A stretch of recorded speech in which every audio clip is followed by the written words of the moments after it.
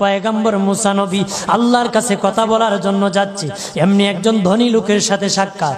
ধনী কয়, মুসা রে, ও মুসা, আমার এত ধন হিসাব রাখতে পারি না, আল্লাহরে জিগাইবানি কি করলে আমার ধন কমবে? মুসা নবী কয়, ঠিক আছে জিগাইব। একজন বৃদ্ধার সাথে একজন মহিলার সাথে দেখা। মহিলা কয়, মুসা কই যাও, কই যাও রে মুসা? মুসা নবী কয়, তোর পাহাড়ে যাব, আল্লাহর সাথে কথা বল। মুসা রে, আল্লাহরে জিগাইবানি, আমি গরিব মানুষ, আমি ভালো কিছু কিনতে পারি না, ছেলে মেয়েকে ভালো কিছু খাওয়াইতে পারি না, ভাঙ্গা ঘর, এত গরিব, ভালো করে ঘর বানাইতে পারি না, আল্লাহরে জিগাইবানি কি করলে আমার উন্নতি হবে, ধনী হব, টাকা পয়সা হবে, আল্লাহরে জিগাইবানি। আল্লাহ মুসা নবী কয়, ঠিক আছে, আল্লাহরে জিগাইব, তুমি কেমনে ধনী হইবা? আল্লাহ নবী মুসা নবী 3 রাস্তার মোড়ে যা দেখে একটা লোক বসে আছে, তার 2 হাত নাই, 2 পা নাই, 2 হাত নাই, 2 পা নাই। ওই লোক ডাক দিয়া কয়, মুসা রে, জীবনে কোনোদিন নিজে হাঁটতে পারি নাই, নিজ হাতে খেতে পারি নাই, কেউ খাওয়াইলে খাই, নতুবা উপবাস থাকি, বৃষ্টি আসলে ভিজি, সেখানে আমি আবার শুকাই।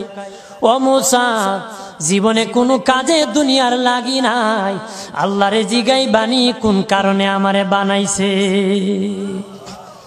আল্লাহ কয়, জিগাই মনে। মুসা নবী কয়, আল্লাহরে তোর পাহাড়ে মুসা নবী, মুসা ছিল কালিমুল্লাহ, কথা বলার প্রেম ছিল, কথা বলতো, কথা বলার প্রেম ছিল। কথা বলতে বলতে শেষ দিকে কয়, আল্লাহ গো, আসার সময় 3টা লোক আমার কাছে প্রশ্ন করেছে, একজন লোক হলো ধনী, কিভাবে তার ধন কমবে গো? আল্লাহ বলেন, মুসা রে, তারে জানায়া দাও, যাকাত দেওয়া যেন বন্ধ করে দে, শুকরিয়া আদায় করা যেন বন্ধ করে দে, তাহলে আমি প্রভু আল্লাহ সুবহানাহু ওয়া তাআলা তার ধন কমায়া দিব। যদি শুকরিয়া আদায় বন্ধ করে, তাহলে ধন আমি কমাই দেব।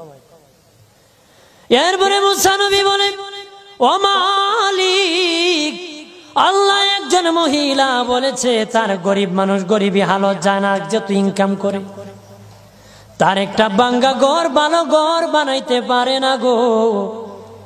ও প্রভু, কি করলে তার ঘর উন্নতি হবে, তার অবনতির থেকে উন্নতি হবে? আল্লাহ বলেন, মুসা রে, মহিলারে জানিয়ে দিও, তারে আমি যা দিয়েছি তার উপর যেন সে শুকরিয়া আদায় করে। মুসা নবী বলে, মালিক, 3 রাস্তার মোড়ে গো আল্লাহ, একটা লোক তুমিও দেখতেছো যার হাত নাই, পা নাই। কত মানুষ হাত নাই গো, কত মানুষের পা নাই রে। আল্লাহ কত সুন্দর হাত পা দিয়েছে, কত সুন্দর জবান দিছে, শ্বাস দিতেছে আর নিতেছে। আইসিইউ লাইফ সাপোর্টে যদি একদিন তাকে 50-60 হাজার টাকা লাগে রে।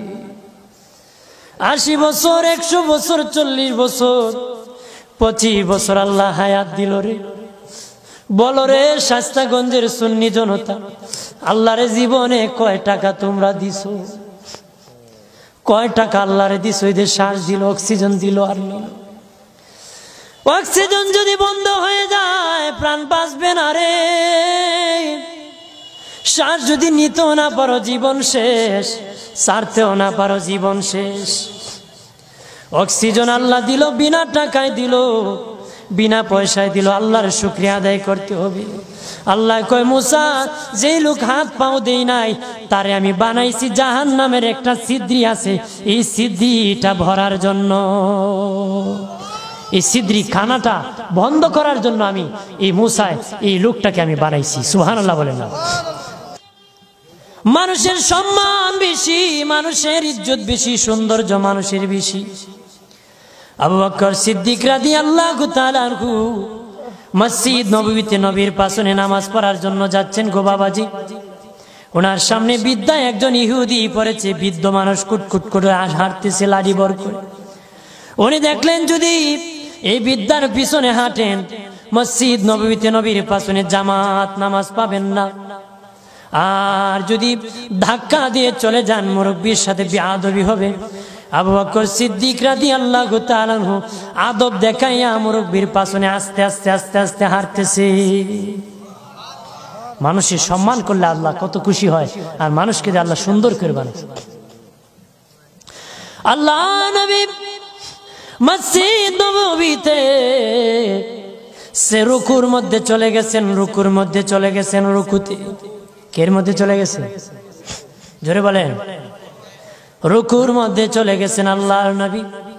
আমার আল্লাহ জিবরিল আমিন পাঠাইয়া নবীকে সংবাদ জানায় দিলেন, ও নবী, আপনার আবু বকর সিদ্দিক আমার এক সৃষ্টি বিদ্যাকে সম্মান দেখাইতে আসতে দেরি হতেছে, আর সে আস্তে আস্তে আপনি রুকুর থেকে উঠে গেলে 1 রাকাত নামাজ পাবে না। নবী গো, রুকুর মধ্যে আপনি পড়ে থাকেন, আবু বকর সিদ্দিক যখন আগমন করবে তখন রুকু থেকে সোজা হয়ে দাঁড়াবেন। জোরে বলে আমার আল্লাহ বলেন, আবু বকর সিদ্দিক আমার সৃষ্টি ইহুদি হোক সম্মান দেখাইছি, ইজ্জত করেছে রে, আমি আল্লাহ আবু বকরকে সম্মান দেখাতে জামাতটা তার জন্য রেডি রেখে দিয়েছি। আব্দুল্লাহ ইবনে আব্বাস নবীজির রওজা দেখে বলেন, পৃথিবীর মানুষ শুনে নাও, এই রওজাওয়ালার জবান থেকে আমি শুনেছি রে, এই রওজাওয়ালার জবান থেকে আমি শুনেছি, রওজাওয়ালার জবান থেকে শুনেছি। নবী বলেছেন, কোন বৃদ্ধ মানুষ যদি একটা গাঁটি নিয়ে দেয়, কেউ এগিয়ে দেয়, লাঠি পরে যদি উঠাইয়া দেয়, বৃদ্ধ মানুষ হাঁটতে পারে না, ধরিয়া ধরিয়া বাড়ি পর্যন্ত পৌঁছায়া দেয়। আব্দুল্লাহ ইবনে আব্বাস বলেন, এই নবীর রওজাওয়ালার জবান থেকে, আমার নবীর জবান থেকে শুনেছি। নবী বলেছেন, আমার মসজিদে নববীতে যদি কেউ 10 বছর ইতিকাফ করে একজন বৃদ্ধার লাঠি উঠাই দিলে 10 বছর ইতিকাফ করার সওয়াব আমল নামায় পাবে। হাত পাওয়ার শুকরিয়া আদায় করুন, ধনের শুকরিয়া আদায় করুন। রাজি আছেন তো? ধনী থাকলে ধনের শুকরিয়া আদায় করো, গরিব হলে গরিবী হালতের শুকরিয়া আদায় করো। হাত পাও যদি না দেয়, হাত পাও না দিলে শুকরিয়া আদায় করো।